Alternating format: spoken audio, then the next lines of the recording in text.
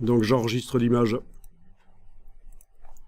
JPEG, puis je vais dans Photoshop, on va l'ouvrir dans Photoshop. Il faut surtout pas déjà l'amener dans Illustrator parce qu'en fait c'est une image au format Photoshop qu'on va amener dans Illustrator, pas l'image au format JPEG.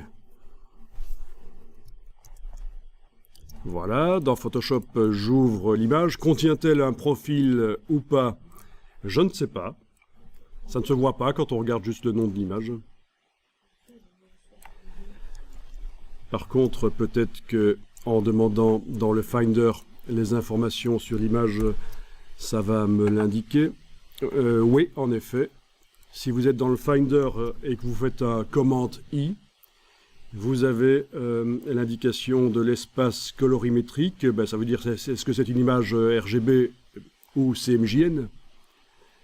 Et vous avez aussi l'indication du profil. Donc, je vois qu'apparemment, cette image contient un profil sRGB. Les canaux alpha, ce sont les sélections mémorisées, comme on avait vu. Hein. On en avait fait dans Photoshop des couches alpha, des sélections mémorisées. Quand on avait fait les opérations sur les couches. Bon.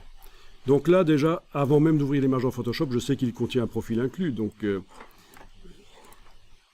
dans Photoshop, je l'ouvre et compte tenu de la manière dont mon Photoshop est réglé au niveau de la gestion des couleurs, il me demande ce qu'il faut faire avec cette image qui ne travaille pas dans l'espace préféré de Photoshop. Quand je crée des images Photoshop, j'ai décidé de les créer dans un espace large, Adobe RGB.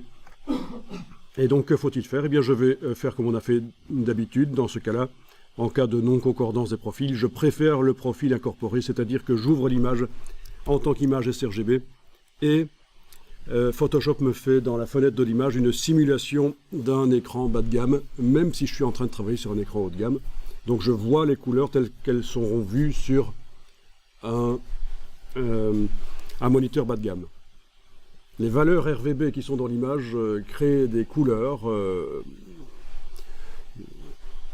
Sur un écran bas de gamme, ça crée certaines couleurs, et Photoshop ici me recrée ça. Au départ des valeurs RVB d'image, il me recrée ces mêmes couleurs que celles que je verrai sur un écran bas de gamme.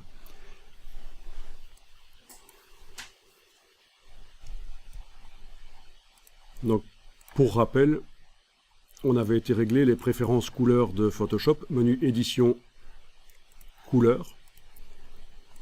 On avait été réglé pour que quand on crée des images dans Photoshop, elles soient dans l'espace professionnel large et performant de Adobe, qui permet de mettre des couleurs bien vives dans nos images. Ceci, ça n'a pas encore été modifié, mais évidemment, on devra le changer. On n'est pas aux États-Unis ou au Canada. On devra indiquer pour les images CMJN une norme européenne comme le FOGRA ou l'Euroscale.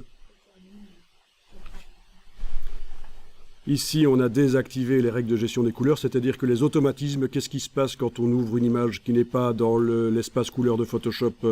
Est-ce que c'est automatiquement modifié? On a dit non, désactivé. Et on a demandé qu'à l'ouverture, le message qu'on a vu apparaisse. Donc on a un total contrôle. Quand on est débutant dans les profils, la gestion des couleurs, il vaut mieux tout faire sans automatisme pour bien comprendre ce qui se passe en fait. Et c'est ce qu'on a fait.